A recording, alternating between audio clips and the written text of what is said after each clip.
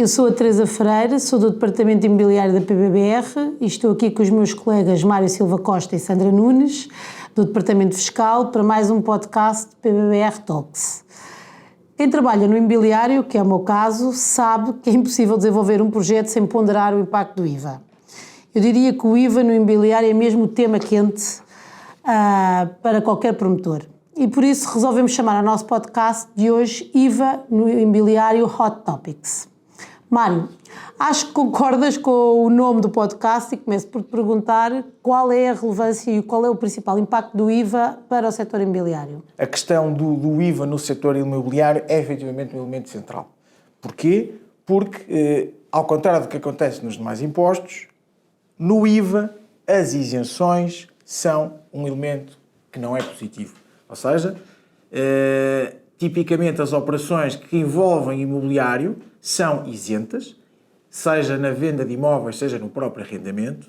Isenções essas que, desde logo, impossibilitam os agentes económicos de recuperar grande parte dos custos que têm com os seus projetos.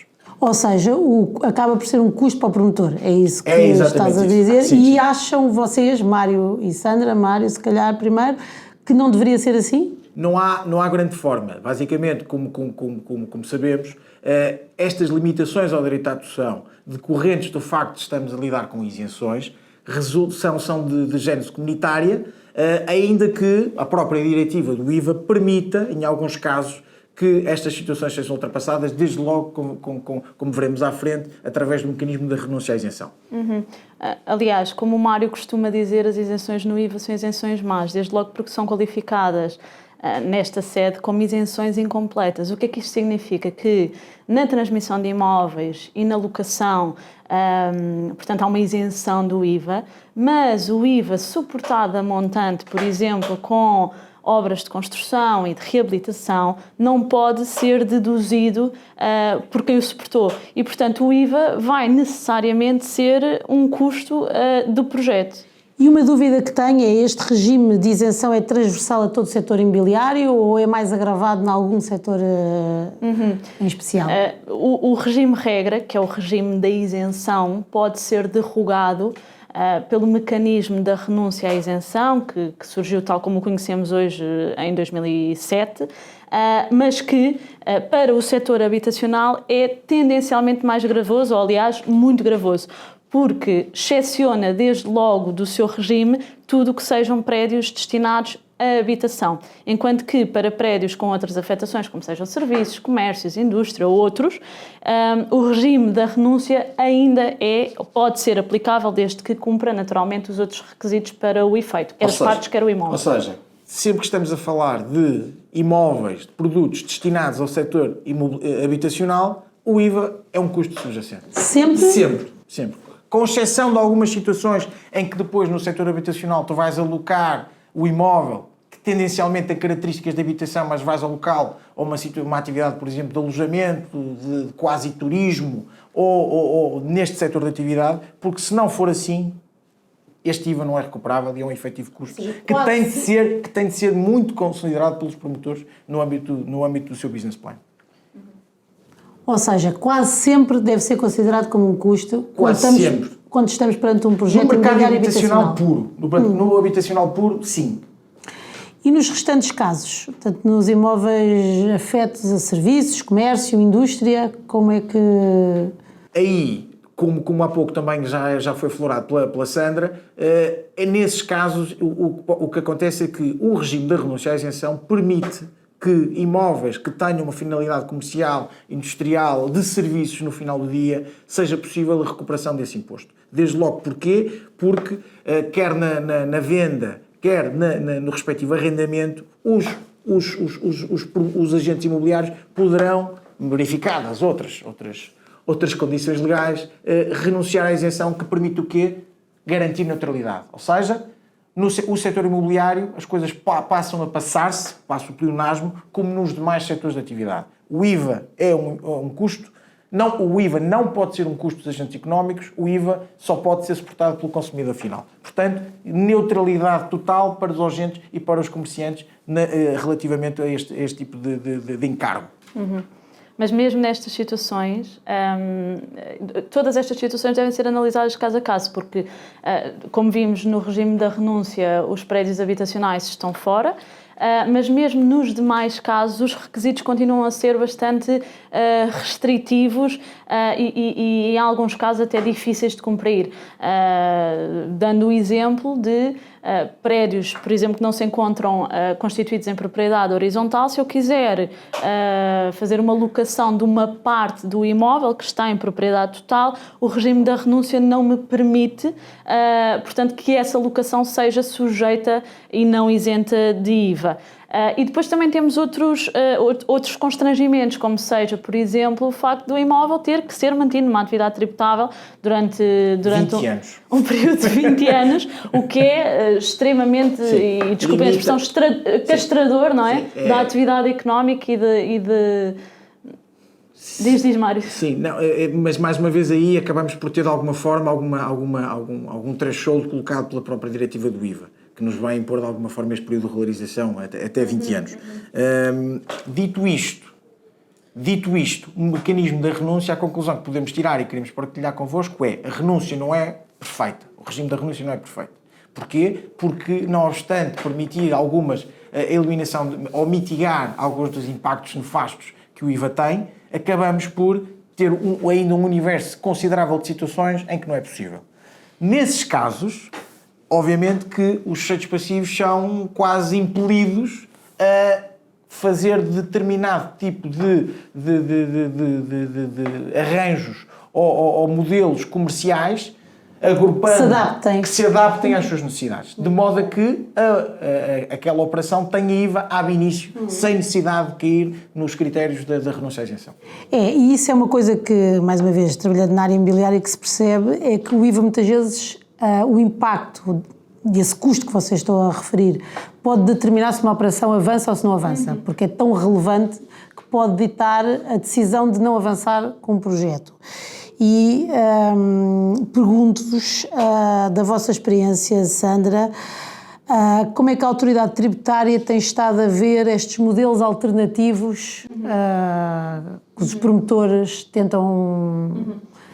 E os agentes em geral, os agentes que são em geral. Sim, a autoridade tributária tem vindo a estar mais alerta para estas situações e tem cada vez mais meios para inspecionar e detectar situações eventualmente irregulares e, portanto, a atuação da AT tem sido no sentido de se tornar cada vez mais sólida nos seus entendimentos e de inspecionar cada vez mais estas situações. E, portanto, todas estas situações têm que ser analisadas caso a caso, com cuidado e, essencialmente, com vista a que os modelos adotados pelos agentes económicos tenham robustez jurídica, por assim dizer. Mas, basicamente, eu queria dizer uma coisa, que é esta forma como a autoridade tributária começou a olhar para estas operações, de forma, podemos dizer, não há que dizer, de forma tendencialmente restritiva. Não tem sequer suporte na própria diretiva nem da jurisprudência do Tribunal Europeu, do Tribunal de Justiça da União Europeia. Porquê? Porque estamos a falar de isenções. As isenções são de interpretação necessariamente estrita e são exceções à regra geral de que todas as operações são tributadas. Portanto, na dúvida, devia-se considerar que a operação tem IVA. Portanto, isto é um entorce que não há que ter coragem de dizê-lo por parte da autoridade tributária, que não tem suporte na diretiva, nem na jurisprudência do Tribunal Europeu, do Tribunal de Justiça da União Europeia. Falando da diretiva, como é que vocês veem, comparativamente com o contexto comunitário, o tratamento desta questão do IVA? Há diferenças assinaláveis? Estamos a falar da mesma realidade? Sim, basicamente há um modelo de tributação completamente distinto. O contexto comunitário comparativo, basicamente a tributação do setor imobiliário, em particular no habitacional, é feito com efetiva aplicação de IVA. Ou seja, ao contrário do que acontece em Portugal, é que nós temos IMT em geral, em particular no habitacional, no contexto europeu nós temos IVA, sendo que na habitação é 6%. Okay? Temos, por exemplo, outras situações em que os imóveis novos não são isentos. ao contrário do que acontece em Portugal. Portanto, temos marcadas diferenças entre o regime de tributação, quer em IVA, quer a sua compatibilização com outros impostos, que tornam e que criam estas tensões e esta desarmonia quando comparativamente com outras jurisdições. Mas se bem percebi, está a dizer que ao nível europeu a regra é uma tributação de IVA, mas a uma taxa reduzida? Uma taxa reduzida. E falando em taxa reduzida de IVA, em Portugal não se aplica a taxa reduzida de IVA na transmissão de imóveis, mas há alguns serviços onde ela é aplicável. Sim, se bem que há operações, basicamente, a regra é não tens IVA, não tens IVA. O que acontece é que tens IVA a 6% em algumas situações e, em particular, muito importante, IVA a 6% na aquisição dos serviços tipicamente essenciais ao próprio desenvolvimento da atividade de promoção imobiliária. Que sim, desde logo quando tu tens uma empreitada uma empreitada de imobiliária, de reabilitação urbana, com determinadas características, como sejam a localização do imóvel numa área de reabilitação urbana, a operação concreta tem de ser elegível e tem de cair, digamos assim, no quadro e na matriz de qualificação do regime como reabilitação urbana. Nessas situações é possível, efetivamente, ter uma taxa reduzida de 6%. Mas até nestas situações nós conseguimos encontrar divergências de entendimentos que causam alguma insegurança jurídica nos agentes económicos. Por desde logo, como o Mário disse e bem, estas intervenções têm que ser qualificadas como sendo operações de reabilitação urbana. E reabilitação urbana nos termos legais, nos termos do regime jurídico que lhe está subjacente, que é o regime jurídico da reabilitação urbana. Ou seja, mais uma vez, numa matéria que devia ser harmonizada e uniforme, tal acaba por não acontecer. Aqui, tipicamente, responsabilidade portuguesa, não há distorções do ponto de vista de comparação. Mas o que vocês estão a dizer é que há uma aplicação diferente de município para município? Há uma aplicação diferente de município para município. Sendo que a lei é a mesma. Sendo que a lei é a mesma e em virtude dos entendimentos que existem sobre aquilo que pode ser considerado como uma reabilitação urbana. E, portanto, tipicamente as obras novas, como seja o caso, dando um exemplo, uma ruína no centro de Lisboa que é totalmente demolida, é erigida um prédio totalmente novo. Se estivermos perante o município de Lisboa, provavelmente a resposta vai ser: isto não é uma operação de reabilitação urbana e portanto, não vai qualificar para a taxa reduzida de IVA a 6%, enquanto que, se calhar, se estivermos perante o município do Porto, é possível que esse município qualifique esta operação como uma operação de reabilitação urbana, até porque, cumprindo com os requisitos da memória descritiva da reabilitação urbana, faz todo sentido que assim seja. Nós sabemos que isso é verdade. E há aqui uma coisa verdadeiramente também relevante, que é: porque é que isto tem acontecido? Tipicamente, o que é que acontece? Há um pacote de incentivos ou benefícios à reabilitação urbana. Marcadamente, o IVA é um deles, mas também principalmente o IMI e o IMT. Como sabem, são receitas próprias dos municípios. A partir do momento que os municípios foram chamados também pelo próprio entendimento da autoridade tributária a ter de se pronunciar sobre a elegibilidade ou não de determinada operação para o regime da reabilitação urbana, ficaram um bocadinho mais temerosos quanto à aprovação dessa operação.